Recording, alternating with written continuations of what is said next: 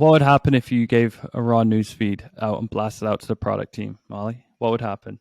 Nobody would read that. People may click on the links that are of interest to them. I think you want to keep drawing the eyes up to what it means. The news is one piece of understanding where that market direction is. 6 months, a year, 2 years, what is my space?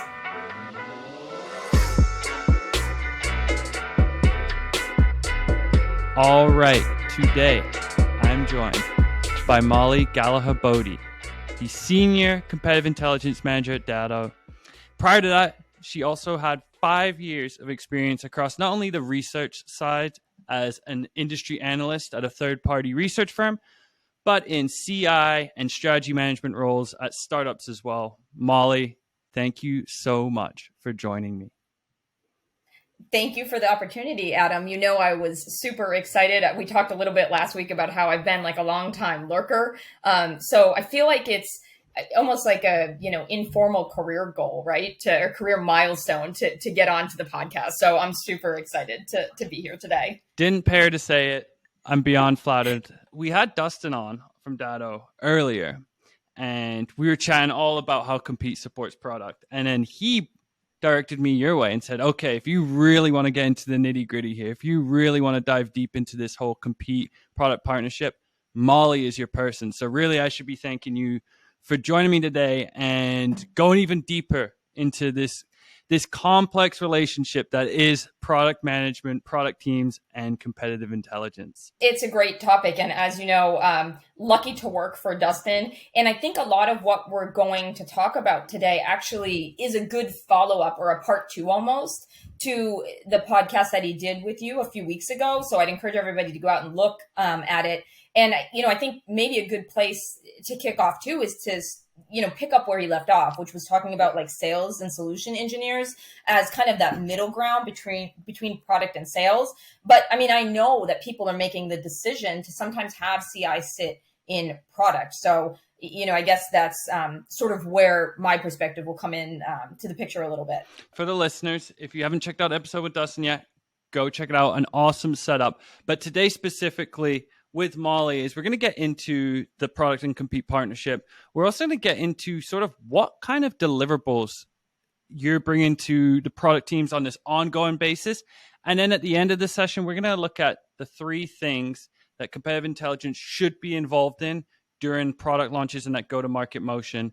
You shared a ton.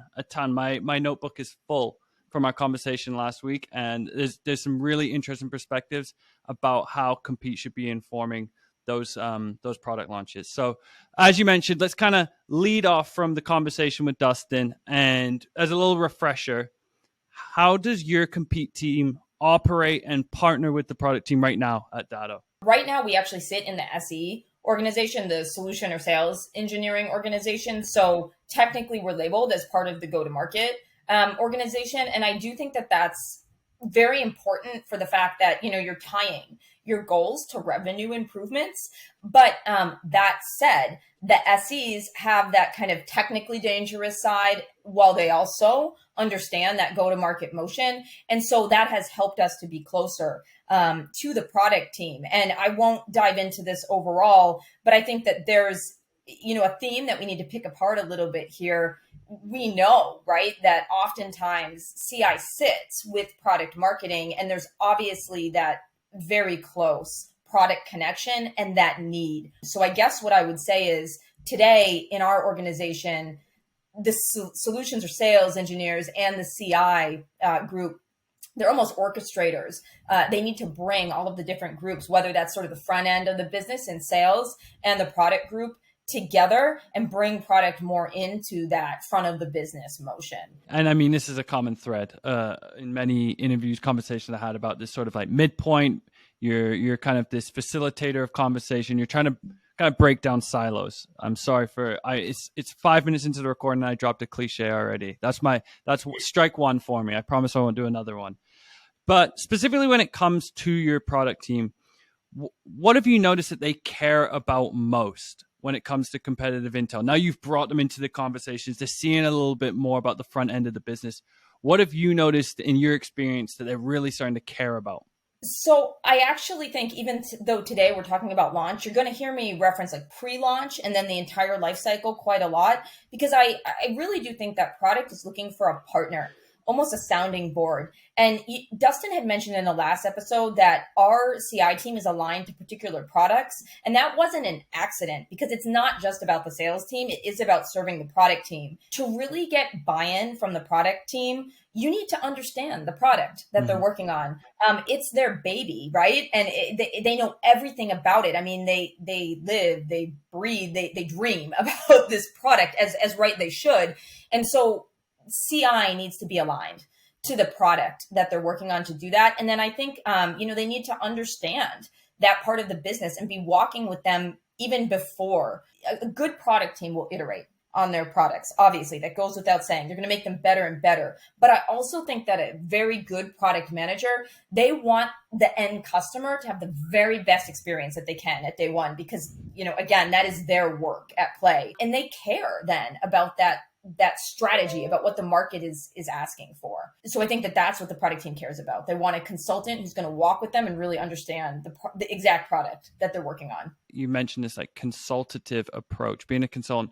Is there value in having that perspective of someone that's just slightly removed? Like you have a deep understanding of these product lines, not to the degree that a product manager would, but you have a little bit more separation. You can zoom out and look at a bigger picture and kind of bounce that off of them. Whereas, as you mentioned, a product manager, it's their baby. Like this is their laser focus. Something that I talk about a lot that I think makes really good CI is not just looking at the competitors in your space, maybe even going outside of your vertical, if you're in a vertical business, and understanding trends more broadly. And I think that that's where the product team wants to be involved, right? They need to go through an innovation process, and I think they want to, but to the point you're making about being narrowly focused, I think they don't have a choice but to be narrowly focused in some regard. There's a lot to do in a small amount of time. Talk about orchestration. The product managers certainly are doing orchestration, and so I feel that I can come in and take a much broader view that actually goes beyond the industry that we're in, beyond the vertical we're in.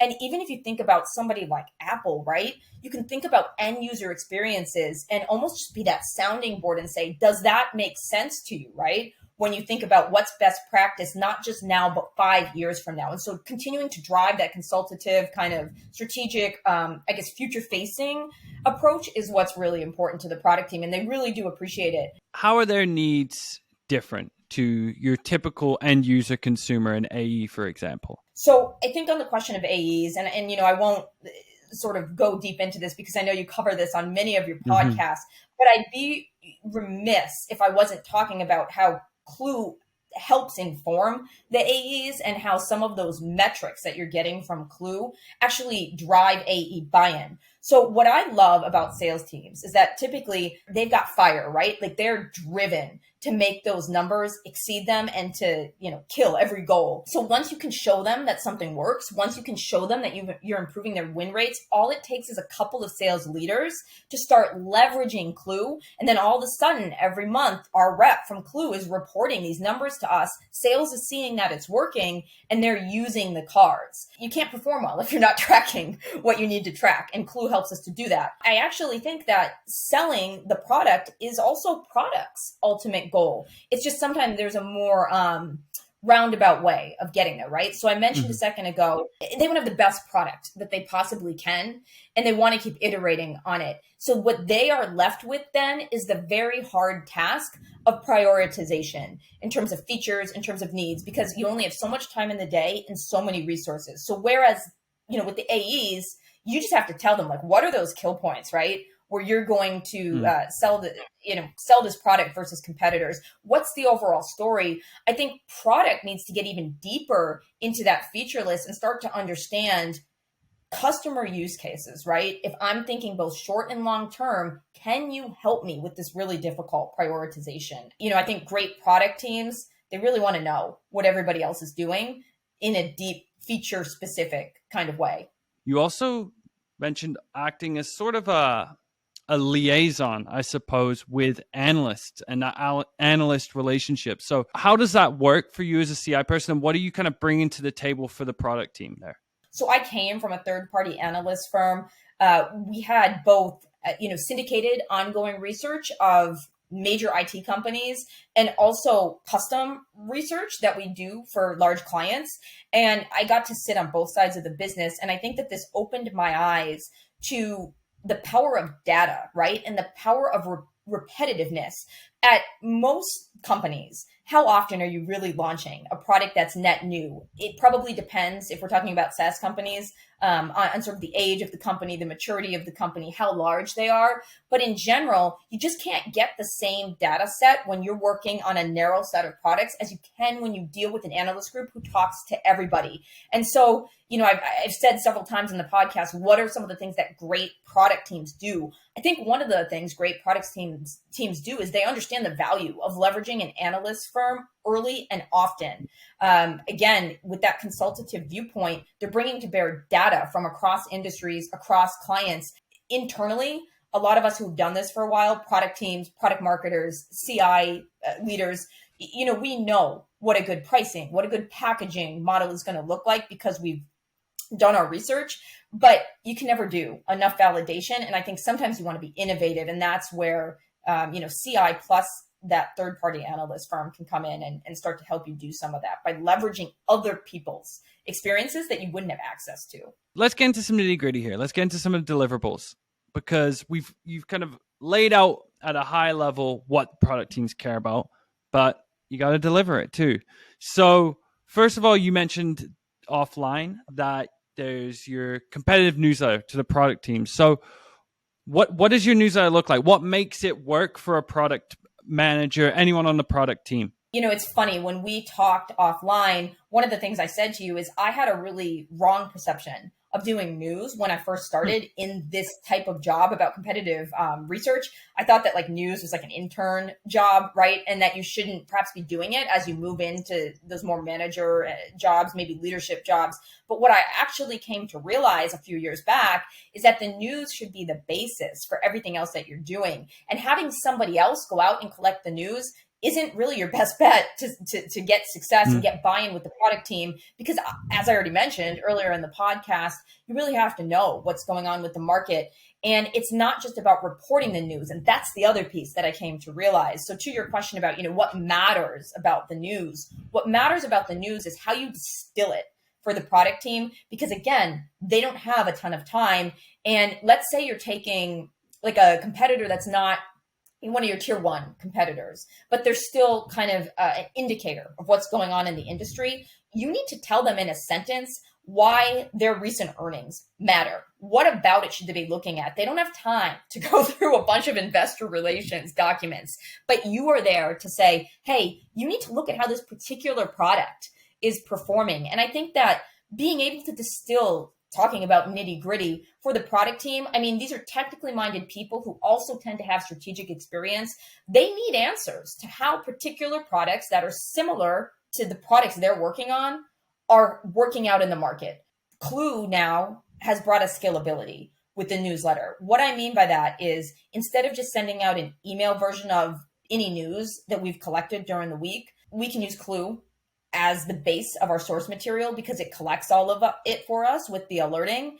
And the other thing that it does, which I think is amazing for CI teams, is it drives all the readers, including product teams, back to Clue as a source of information. I think the news is one of the primary ways that you point them back to your single source of truth, which in our case is Clue. If you have a question, you don't need to figure it out yourself. It actually exists here on this platform. And the news is a weekly reminder of that for them. And I think it really assists our team, honestly, in getting that usage up, if you will. What's next for a product manager if they've seen, Molly's new newsletter's out. There's 4 or 5 pieces that are really enticing me. Once I want to learn more, what are you sharing next that it keeps them hooked and is informing them on the landscape? If you're on a CI team, your goal, right, is to be that orchestrator. And so you have to prove out your value first, right? You have to show that kind of legitimacy that you understand what's going on in the market. So in my opinion, the newsletter has always acted for me at a number of organizations as a jumping off point. And then people start to say, wow, that's a really interesting take. I didn't think of it that way. Maybe we should talk. And then all of a sudden you have this cadence of meetings, right? Where you're starting to kind of review some of this with them. And then further on down the line, as you get to know the product better, you as the CI lead for that product can start to more closely relate the news to the product. And then over time, that becomes almost relating what competitors are doing to the feature level. And by the way, that comes back then and starts to feed your other collateral, like battle cards. So it's serving product because it's getting more and more usable for them, but it's also serving you because as a CI leader, because now you have products buy-in and you're able to come into these meetings with them and make use of what competitors are doing weekly in the news. Coming back to the product team's time again, I think doing news collection in terms of understanding what competitors are now offering is really important to the product team, but they just don't have time, right? And so totally. It's so important that you're taking that off their plate. And I think that also is a quick win for you when you start at an organization, to show the product team that you care about their success as well. What would happen if you gave a raw news feed out and blasted out to the product team, Molly? What would happen? Nobody would read that. Going back to that earlier conversation we had about bringing a more strategic and consultative view, I think you want to keep drawing the eyes up to what it means. But what if next month, every single one of your competitors has a new framework that they're building in, and you kind of missed? The news is one piece of understanding where that market direction is, but you can't read it as it is on the page. You have to interpret, okay, 6 months, a year, 2 years, what is my space? I love this term of you're the consultant that kind of has this 360 view, and you're kind of facilitating, you're orchestrating. Whereas if you hand that off to someone that's more junior or completely external that doesn't know your space, then what are you doing? It's just, this isn't a tick box. It's actually a really strong foundation, and specifically to how you can unlock this partnership with product teams, which is just not that people are really struggling to crack right now. On that idea of the newsletter being a way that you can actually draw the product team to certain features that are becoming important in the market, an experience that I had in a past role is that led to really big things in terms of getting alignment on the roadmap. So obviously the product marketing team is involved and product managers make the final call here. But I saw these sort of takes on the market evolve into an actual sort of innovation group. So this was a monthly meeting where I'd sort of bring up the biggest topics that I was seeing in the market from a feature perspective. Like if we saw 3 competitors all release something overlapping or similar, all of a sudden you're bringing this up. And I think just the act of getting it on product's radar and discussing what it means to the customer, all of a sudden that next release has something around that story written into it. So you're assisting product marketing with the story, you're assisting the product managers with what to do, but also all of a sudden you have this great process in place for innovation, whereas before you were trying to catch up, right, with what was going on in the market. And now you're almost leapfrogging the market because you've got a bunch of voices in the room. And all of that started essentially with collecting the news, because it's the basis of understanding where the market's going. So I don't want people to think, hey, I'm just collecting the news, because I think it can develop into really big things for your relationship with the product team. If you've just listened to the last 6 minutes of conversation and you're not immediately thinking about how to build a newsletter, then I don't know what I can do for you folks. That is the starting point.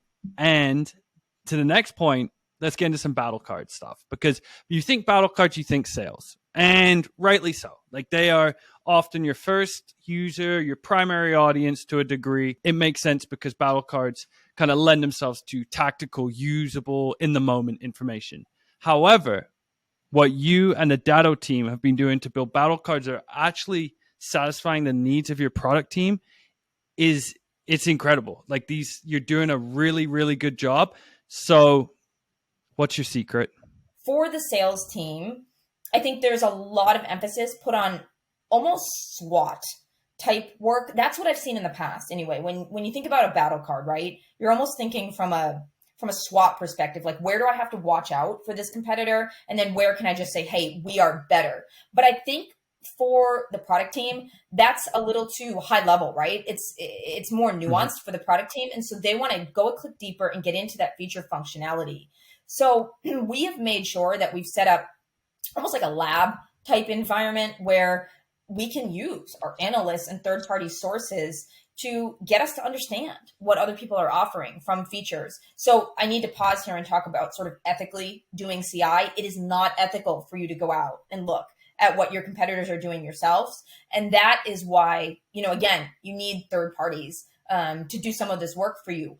But they can go out and they can help you understand what's really being offered in the market and kind of break that down from what you're just seeing on a competitor's website. So with that in mind, if analyst relations and market research is a core tenet of your CI program, if that's in place, then you as the CI person are enabled then to go ahead and start building out feature functionality in your battle cards. And here's a place where you can use your SEs, because the other source of information is the SEs know what's being offered and what's not being offered because they're hearing it on sales calls. And they also know from your own product what is, working and not working at a deep level. I really like when we talk in the battle cards about features that are differentiating versus features that are table stakes, because I think what can happen as a product manager is everything's important. We talked about building high quality products and how that's really the drive of a product manager. And they want everything, and it makes perfect sense. I mean, if I were building the product, I would want it to be as close to perfection as possible. But at the end of the day, you have to understand what is necessary in an MVP or then later on in a more mature product to actually play in the market. So what are those table stakes? And then what are the few differentiators that you can really, really do well? They might even be, intangible things like the user experience, right? But you need to draw product's attention to those so that they can start to understand, one, what do I need to just compete?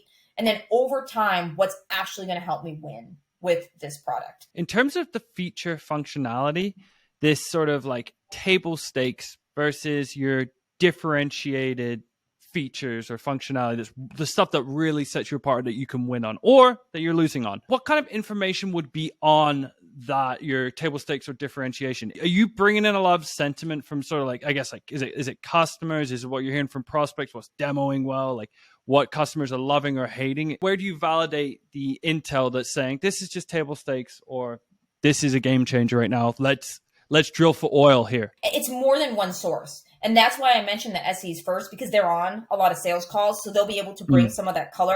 But going back to what I was saying earlier about having like an analyst program in place or third-party research that you're leveraging, I think that's another place. I mean, often, right? Even in syndicated research, if you're not paying for a custom piece of research, you'll have syndicated reports from third parties that break down everybody's features. And those tend to be pretty honest assessments, right? Because the vendors want to have the analyst's ear, for lack of a better description. So I think you should be leveraging those. The other thing, without going too deeply into it, is your win-loss program should probably be proving some of this out. And so you're starting to see all these things fit together as you gain maturity as a CI program. But if you do have a win-loss program in place, and maybe, you have a select group of customers that you're able to go out to, you can start to figure out pretty quickly where you won and where you failed against your competitors. And then that needs to be repeated back into the battle cards and highlighted for the product team. Everything's important, so nothing's important.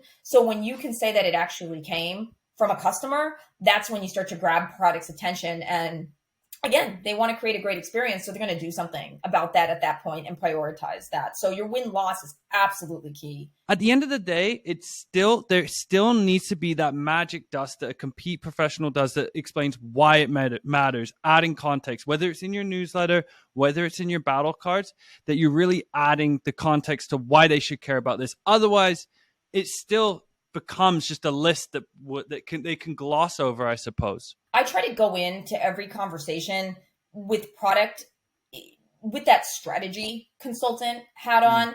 And they are the technical expert. I'm not there to be the technical expert. What matters is that I'm covering their space deeply. It's less important that I understand every nuance of how the product works. Now, that said, do I think that CI professionals should be getting on demos and perhaps even learn to demo themselves? Yeah, I actually think it's really important, because then you can start to draw out why some of these things are important. But I don't think that anybody's asking the CI professional to fill the technical lead role. So I think that you make a really good point. It needs to be a balance, right? Of that strategic, of that tactical, of that technical and soft skill. CI brings so much of that together, which I think is, one of the challenges of the role, perhaps. I want to get into a little specifically around how Compete should work within product launches.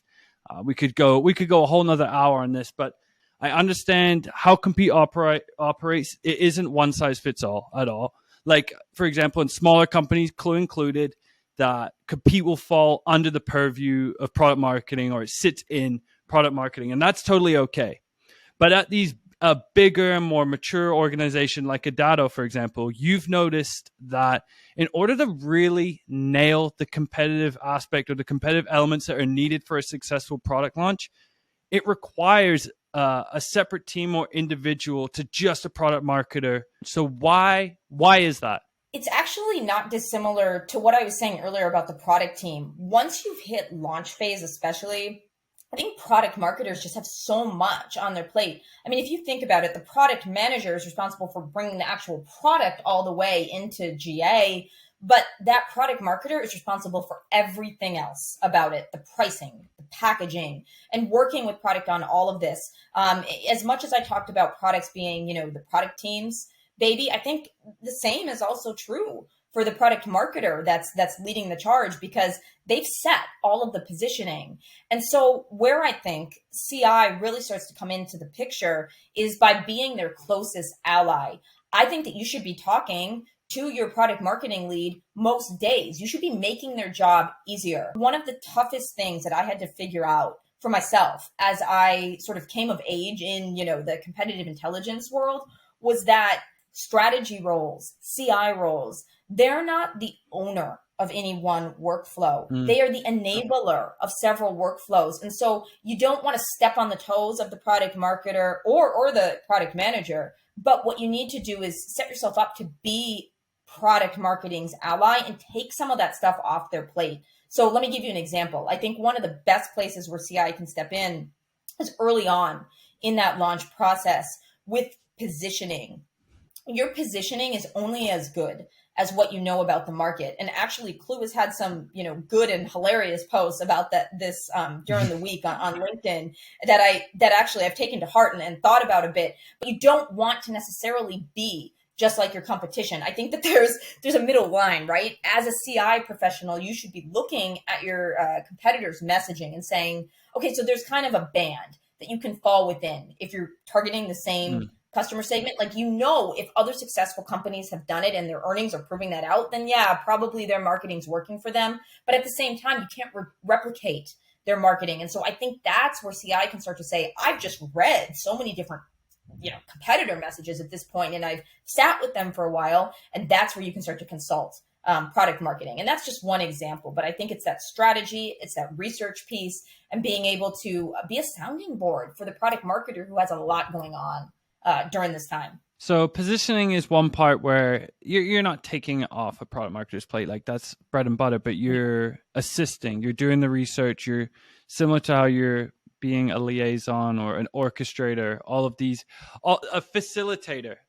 How many more synonyms can we come up with here? But where else do you think that Compete should be taking stuff off the plate of a product marketer, so to speak? Okay, so I think actually packaging is a really interesting example. I think with packaging, you know what the last good option is, so to speak. You know how you've packaged products and services in the past.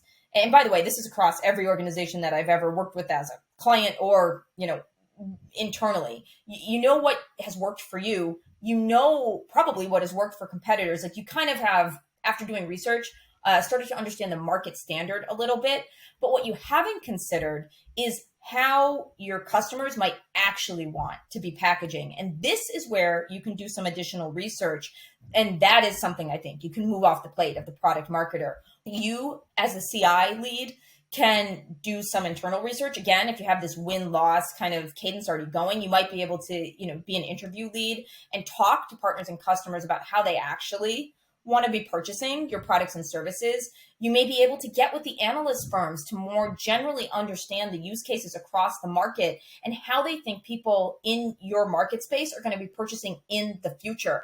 And so I think part of this role of CI that maybe, falls beyond the purview of a typical product marketing manager or product manager is to kind of push the envelope a little bit and test people to be innovative about how they're thinking about their pricing and packaging. Maybe what you've done in the past isn't what you should do here. Obviously, product marketing at the end of the day is going to be responsible for any survey results, but I do think that there's a level of research that CI can help to kind of push the envelope and make sure that it's what the market is really requiring. What kind of questions would you ask in a win-loss interview to get that insight on packaging? One that I always like is to ask it outside of the product that you're actually thinking about.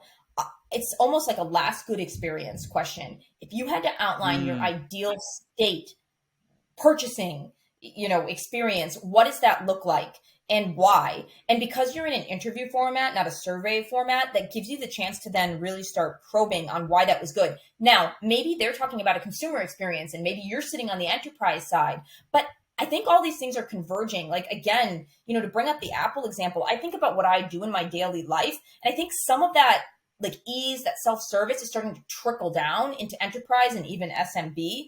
And so your expectation for how things are priced and packaged are changing. So I think it's really important to ask about like ideal state experiences. And then you can help the team to think about, all right, well, how do we translate that ideal experience into whatever it is that we're selling, whether that's SaaS, whether it's PaaS, whether it's something else. In order to do a lot of this, what I'm hearing from you is like you need to do a lot of voice of the customer research. Now, how does that operate for you right now at Datto? Do you lead that, or is it like splitting the task with product marketing? Are you assisting product marketing? Like, how does that work? Because voice of customer usually falls with product marketing as well, but you need to really nail that in order to inform some of the 3 Ps that you've mentioned. The most important lesson that you have to learn as this, CI lead on any product is that like you're leading CI and you're not necessarily responsible, right, for some of these other workflows that are going on, but you can act as that consultant. And I would say that's exactly how it's worked for me at Datto, as well as at other places too, that product marketing is leading this research. And maybe you're there to help pull out some of the insights, to help drive those questions a little further. And again, like because I came from the analyst side, I think it's just always about questioning and, I guess pushing the envelope, right? So that you can support product and product marketing to get that, best result possible in that first launch. In your experience then from a product launch standpoint, where have you seen, if you had an experience going through it or where you've seen it kind of amongst others, where Compete is falling short or where they're hindering a product launch or not contributing to their fullest extent? The best thing an organization can do is have different goals for CI throughout the process. And then don't just cut CI off because you've successfully launched that product into GA. What? You need to keep developing the product. We talked a little bit about this at the beginning, but every, product manager that I've met, they want to really iterate on that product to make it the best they can be.